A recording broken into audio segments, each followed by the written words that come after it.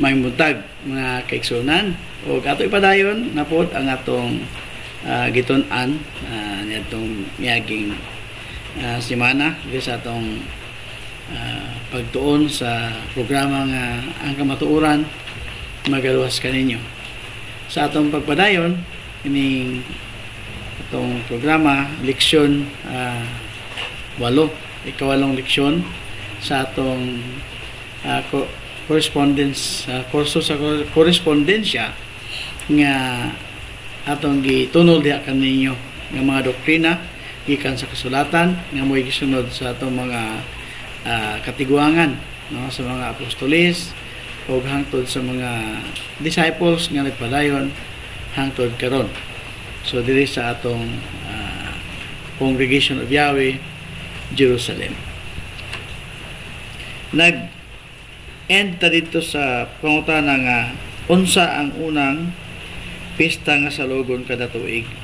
So atong itong nabalaan nga nagid tay kanang gisunod nga pista nga dili ato kundi iya ni kang Abayawi o kang Rabbi Yeshua. Ngayon gisugo nga atong sundon nga mo atong i-celebrate.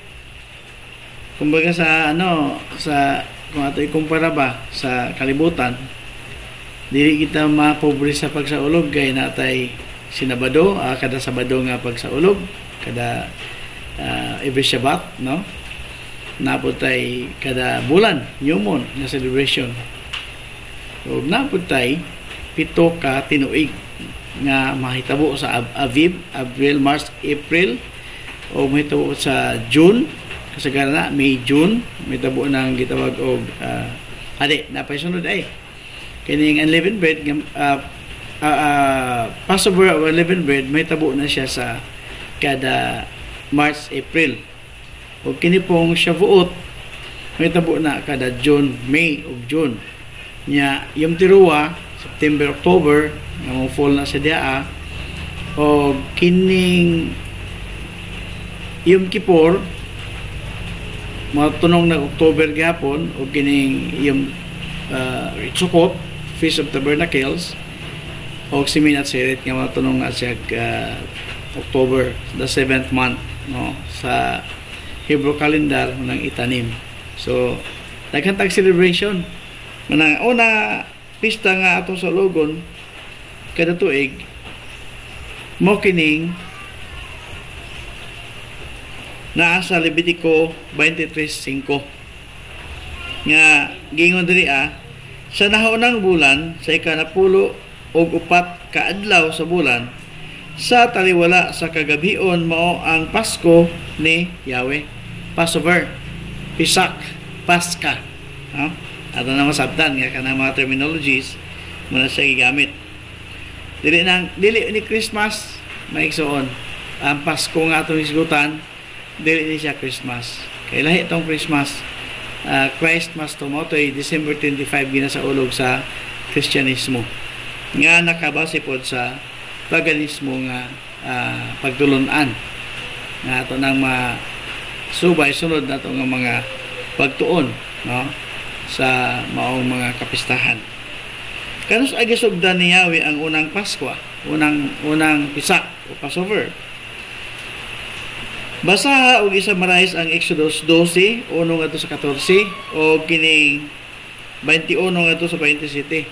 Muna na diri ang kanang gitawag unang proklamasyon sa pagsaulog sa Pisak. Ang Pisak ang una sa gisugo ni Yahweh nga tinuig nga mga pista. Una siya'y naghulagway sa sinugdanan sa unang lakang sa dakong master plan ni Yahweh para sa katawhan. Ang Pisak o Pasko mao'y tinuig nga pahinumdum sa pagpangilabot ni Yahweh sa pagluwas sa pagpanganay sa mga Israelita gikan sa kamatayon. So gusto ni Yahweh nga i-redeem ang mga panganay sa mga Israelita gikan sa kamatayon. Kini usab naghulagway daan sa dakong sakripisyo ni Yeshua Messiah atong Pasko nga karnero sa unang Korinto 5:7. Mao po na nagulagway sa maong himuon niya nga siya ang lamb of Yah, siya ang isakripisyo, siya ang himuon nga ultimate sacrifice para magula sa iyang balaan nga dugo para i-redeem kita, no, i-redeem para lukaton ta gikan sa kasalanan. Unang Pedro 1:18-19 o unang Korinto 5:7. Kining paglukat niya sa atua alang ni sa atong mga kasalanan. Ang pagluwas sa panganay sa mga Israelinhon gikan sa kamatayon nga anghel, the death angel, pinaagi sa giula nga dugo sa mga natingkab niro ni atong unang Pasko. Sa unang pag-celebrate, butangan og dugo sa natingkab niro ang mga balabag sa mga pintuan, sa mga portahan. Nga pag makita sa death angel na di sila mosulod og di lapat yun ang nasa sulod nga unang kanang unang anak ng panganay. May usa ka simbolo nga tipo o type sa atong pagkaluwas karon gikan sa walay katapusang silot sa sala Roma 6:23. Pinaagi sa sakripisyo sa Masiyak. Human sa kamatayon ni Yeshua, ang Pasko nga gisaulog uban sa bag-ong mga simbolo walay libadora nga pan o bino. Nahimong tinuig nga handumanan sa iyang sakripisyo o sa atong pakigsaad nga relasyon nga atong gisugdan sa bautismo. Si Yeshua nahimong kamatuoran nga gilandungan sa karnero sa Pasko. Siya ang antitype. Siya ang gilandungan, siya ang tinuod, no? Dili tinuod kumbaga sa sa shadow lang, no, gilandungan lang, landong lang tong karnero, pero ang tinuod mo gid ang paghalad sa lawas ni Yeshua alang sa atong kaluwasan. Exodus 12:14. Ug adlaw mahimo nga usa ka handumanan alang kaninyo ug sa ulugon ninyo kini ingon nga usa ka pista kang Yahweh alang sa inyong mga kaliwatan. Sa ulugon ninyo kini ingon nga balaod sa walay katapusan. Exodo 12:24. Og pagabantayan ninyo kini nga pulong ingon nga usa ka tulumanon alang kaninyo ug alang sa inyong mga anak sa walay katapusan. Sa walay katapusan. Gisaulog ba ni Yeshua ang Pasko? Kaya itong makita na sa Juan 19, no? Nga haduol na ang Pasko sa mga Hudyo ug si Yeshua mitungas ngadto sa Jerusalem. Dito siya gakip og Pasko sa Jerusalem. So, ato makita po ni sa Juan 2:23, no? Ug samtang dito siya sa Jerusalem sa panahon sa Pasko, sa pista daghan ang mingtuo sa iyang ngalan sa pagkakita sa mga milagro sa iyang gibuhat.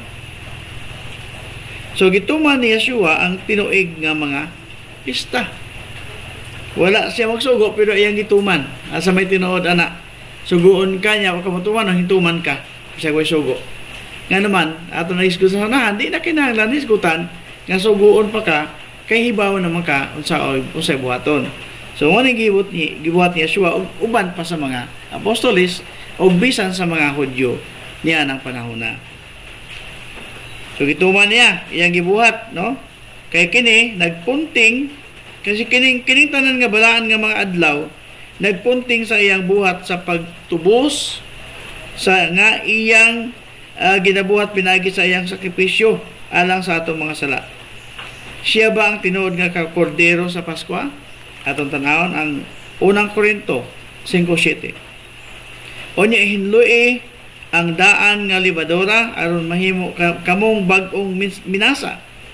Ingon nga kamo walay libadora kay ang atong Pasko mao ang Masiyak si Yeshua nga gihalad alang kanato. So klaro kani gideklara ni Pablo nga ang atong Pasko nga atong pisak, no, mao si Yeshua. Siya ang halad nga katapusang halad sa mga gitawag og kanang offering. Kaya pag-ihaw-ihaw siya ang katapusang halad. Ato po ning mabasa sa Juan 13, 1 ngadto sa 5 o drop down sa 14 ngadto sa 15. Og so wala pa ang pista sa Pasko, si Yeshua nahibalo nga miabot na ang iyang takna sa pagbalhin niya gikan ni kalibutan na ngadto sa amahan nga nahigugma sa iyang kalibutan. Gihigugman niya sila hangtod sa katapusan. Og sa nahinabo na ang panihapon, si Satanas nagbutang na sa kasing-kasing ni Yehuda Iscariot, no, Judah Iscariot, nga anak ni Simon, nga siya magbudhi kaniya. Si Yeshua nahibalo nga ang amahan nagtugyan sa tanang mga butang ngadto sa iyang mga kamot, o nga siya gikan sa Elohim, o muadto sa Elohim. Mitindog siya gikan sa panihapon, o gihukas niya ang iyang mga bisti, o mikuha og tuwalya, iyang gibaksan ang iyang kaugalingon. Unya nagbutang siya tubig sa planggana o gihugasan niya ang mga tiil sa mga tinun-an sa pagpahid sa tuwalya nga iyang gibakos. So naagay iyang gihimo nga ehemplo mga igsoon. Kanang gitawag og kanang tulumdanan ba nga di ka magkangka, di ka magmaang-maang sa imong buhaton kay naman gisulat diri unsaon pagkeep ang Passover, no? Ang foot washing na diri kauban man sa kanang gitawag og Pisak celebration ang foot washing, kanang pagtipik-tipik sa tinapay o pag-inom sa bino nga tanan na mga simbolo, rehearsal sa pag-abot niya sa gingharian, sa pag-establish niya sa iyang gingharian sa yuta, no? Kay kauban man niya. Sa 14 o 15, busa kon gigugma ko ang inyong mga gihugasan. Busa kon gihugasan ko ang inyong mga tiil, ang magtutudlo o ang kanang tinudluan, kinahanglan usab nga maghinugasay kamo sa mga tiil sa usag-usa. Siya nga atong agalon, siya ang master nato, siya atong magtutudlo, iya man tanggi hugasan sa iyang kanang sa pag-institute ni ani, nagpasabot ng humility nga kita maghinugasay nya. Mostly ang paghinugasay na ang unang hugasan ang unang hugas kanang elder, no, eldest bana kung asawa ang hugasan, kuya, ati, basta eldest ang unang hugas, then ang mabawas og hugas sa ang youngest, no, kay duha man na partner. Kay gihatagan ko kamo og panig-ingnan nga ingon sa akong gibuhat kaninyo, kinahanglan usab ninyong buhaton. Unsang bag-o nga paagi sa pagsaulog sa Pasko ang isugdan ni Yeshua sa wala pa ang iyang kamatayon. So wala pa siya namatay, mag-isog para dili magkalanraka. Nausbon ko, so pa siya mamatay na nag-institute na siya ani nga celebration. Muna itong sundugon dito pagkamatay niya. Ang uban kay maghalad-halad niya pagkuhan kay mo kunoy ingon nga sunduga. Ang iyang giingon nga handomon o humbuhaton, kini iyang gi-institute kauban sa mga apostolis nga nagtipik-tipik sig tinapay, nga human sila ni hapon, napay tinapay nga iyang gipinasahay nga tipik-tipikon, nga simbolo sa iyang lawas, ug napoy wine, bino, nga simbolo sa iyang dugo. Sumutoy ka ng simbolo, kanang gitawag example unsa pagsaulog ang Passover. Nasa gihimo nga example nga di kita mapaaw sa atong himuon ini nga mga kapistahan.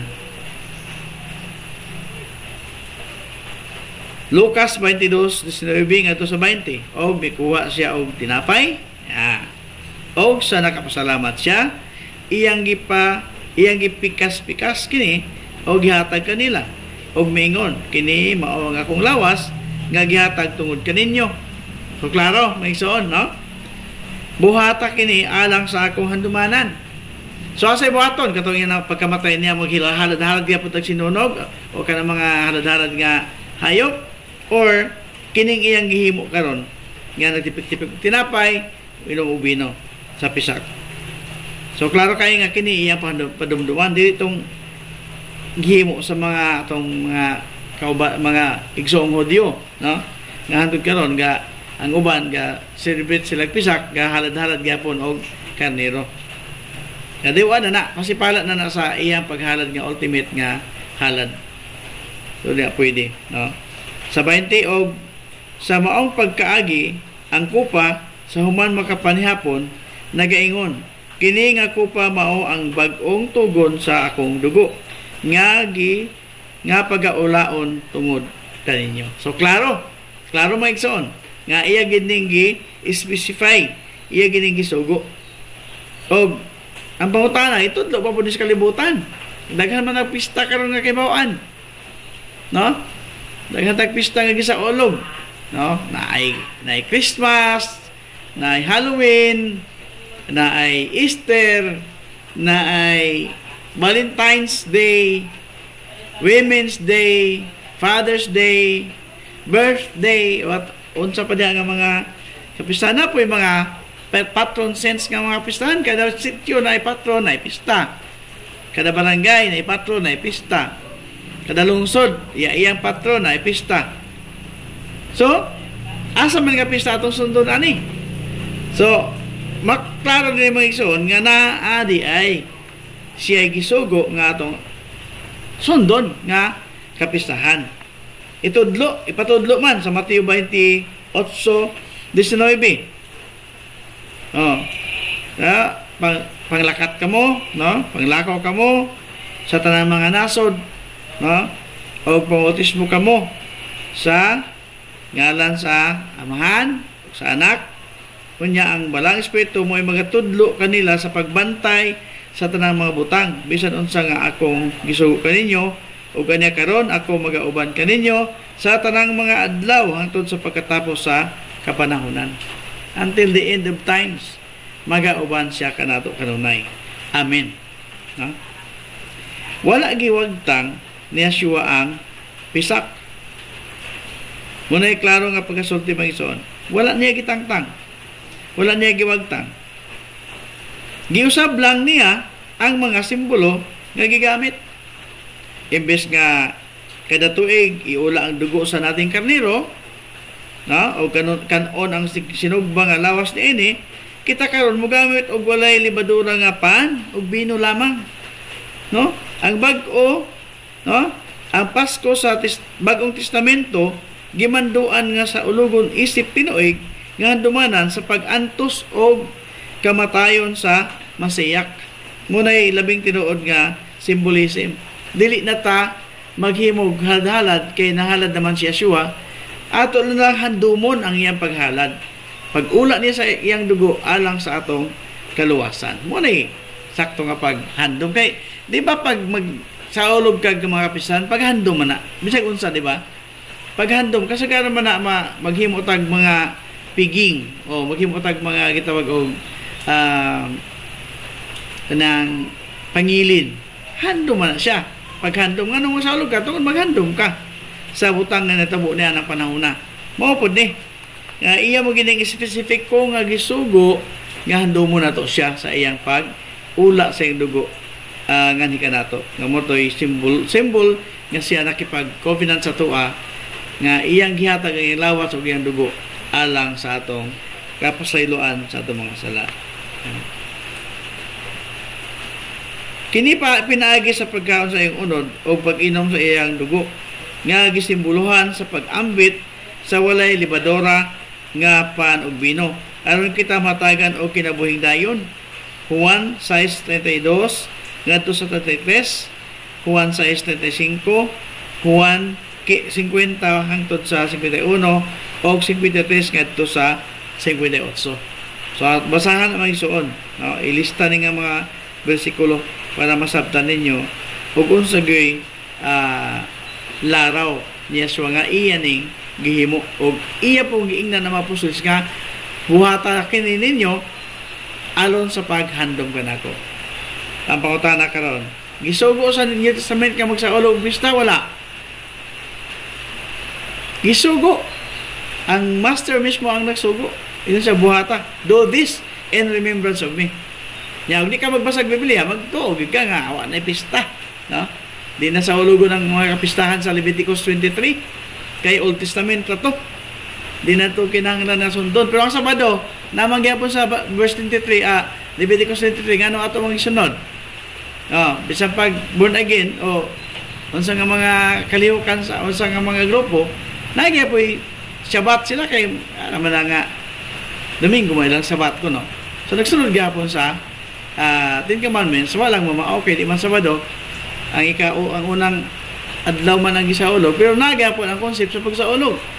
So, nga naman mo sa ulog, nga naman mo kipag Sunday ang mga Sunday keeper, o Saturday ang mga Sabbath keeper. Kung wala na ng pangakapistahan, nga nasulat diya tanan sa Leviticus 23. Muna dakong pangutan na mga ison. No? So, kumasabtan din nato diya na agiday siya gisugo nga atong sa ulogon. Na walang gid gitudlo po sa atong mga pastor ni nga sa ulogon nato ni. Atong mga kaparian lahi po nang gipa sa ulog, no?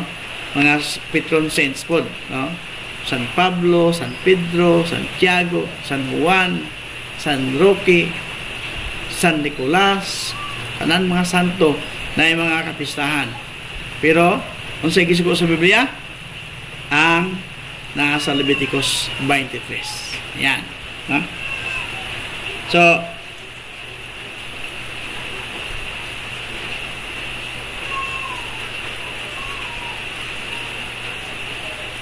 sa unang Korinto 11:26, muna yung gisulat rin, kaysa matagi gayon, nga kamo mukaon ni ini nga tinapay, ug mainom ni ini nga kupa, kamo sa maligdo nga paghandom sa kamatayon sa atong agalon, hangtod sa inyong pag-ani. Sa iyang pag-ani. Yeah? Kung ato dito manon, sa unang Korinto 11:26, kung ato din himuon ni gitawag og damdam ko itong Santa Sina man kasagaran gitawag sa Kristyanismo. No? Kini pisak nga tinuiga dili binuan dili ni inadlaw dili ni inoras ang pagsaulog ani dili sinimana kundi tinuig, no? So mo ni siya nga atong ginasaulog kay ako usbon ako tataw kay man nga atong nagimo para remembrance para paghinumdom, no? Kaysa matagyagiyon nga kamo mukaon ni nga tinapay o mainom kining tinapay nga walay libadura o mainom nini nga kupa kanang isudlan sa bino kanang wine dili po nang tanduay wine ang gigamit kanang inumon nga dili bitaw kayo makahubog so mahubog ya po ka nagimong daghanon pero dili na siya para sa mga palahubog kay dako gasto kung wine imong imnon kung gusto ka maghubog-hubog mahal man mahal gasto kag isa ka mga duha ka botelya di ka mahubog mga palahubog red horse dayon pero kini siya maigsoon wine mo ni gitugot nga pwedeng imnon kita kami mga elders pwede makainom ani ang wine pero dili kinahanglan mag wine bubbler dili pwede nga mag-abuso sa pag-inom mo sa wine mostly lang sa exact time kinamay mo uban nga ingon nga dili pwede gamiton ang bino, no, kay na alcohol kana mo gid ang ipagamit sa misaya, no? Ang ilang ingon mo kanang fruit of the vine juice daw na. So sa Israel pag wala kay bino may iskutan na sa unahan, no, sa unahan ng mga leksyon nga nung bino ang gigamit dili ng juice. Pwede mo gud ng wells kay juice ra man na di wala man alcohol pero nga nung bino atong gamiton sa pisak. So sunod na po na nato nga pag-isgutan nga unsay hinungdan, no? So kini paghinumdom ni, no, sa mga anak ni Yahweh o usa ka handumanan sa pagbag-o sa atong saad sa pagisaad nga atong gituha sa baptism. Renewal po ni sa atong vow sa pagisaad ato nga Yahweh during our baptism kining Pisak o Paskwa. Sa Exodus 3:10 o pagabantayan ninyo kini nga tulumanon sa tinudlo nga panahon niini sa tuig-tuig. So 364 kaadlaw sa usa ka tuig atong gimantala ang usa ka buhi nga Mesaya nga mo si Yeshua Masiyak. O ang mga tao kinahanglan nga makakita kaniya sa atong estilo sa kinabuhi ug kita mahimong buhi nga mga sakripisyo ngadto kaniya kada adlaw. Roma 12:1 hangtod sa 2. Living sacrifice. Apan usa ka adlaw sa usa ka tuig, sa ika-14 nga adlaw sa unang bulan nga mao ang Aviv, nusumala sa kalendaryo ni Yahweh, nga sagaran kini may tabo sa March, April, atong gisaulog ang usa ka himatyon nga Masiyak. Og atong hinumduman ang sakripisyo nga iyang gihimo aron ang atong mga sala mapasaylo. So mao gid ni hinungdan nga kinahanglan kita mo celebrar sa maong kapistahan. Kining pisak mga igsoon, pinaka-importante ni nga selebrasyon. Ang pagtuo sa tinuod nga magtotoo gipahayag diha sa dugo sa Masiyak nga atong Paskwa. Unang Korinto 5:7 nga atong ibasa gaina. Alang sa kapasiluan sa mga sala nga gisimboluhan sa pag-inom og bino. Ang pagkaon sa gipikas-pikas nga pan nagsimbolo sa atong pagtuo sa lawas ni Yeshua nga brutal nga gibunalan o ginatigo sa mga Romano. Kini nagpakita sa atong bug-os nga pagsalig o pasalig kang Yahweh o sa iyang paagi sa pagkinabuhi o sa atong kaandam sa pag-ambit sa mga pag-antos sa Masiyak. Sa pag-antos igong tinunan tungod sa pagkamatarong. Roma 8:17, unang Pedro 2:19 ngadto sa 25. Sa Roma, ato basahon Roma 8:17, og kung mga anak, mga manununod usab, tinuod nga mga manununod ni Yahweh. Mga anak man, no? O kaubang mga manununod sa Mesaya. Kay sa pagkatinuod kita mag-antos uban kaniya, aron kita usab pagahimayaon uban kaniya. No, kung di ta mag-antos uban kaniya, pasayon ra ta, di po ta paghimayaon uban kaniya. Kaya na gini kita og pag-partake sa iyang sakripisyo. Munang mo partake kita og Passover kada tuig sa bulan sa Abril, Aviv 14.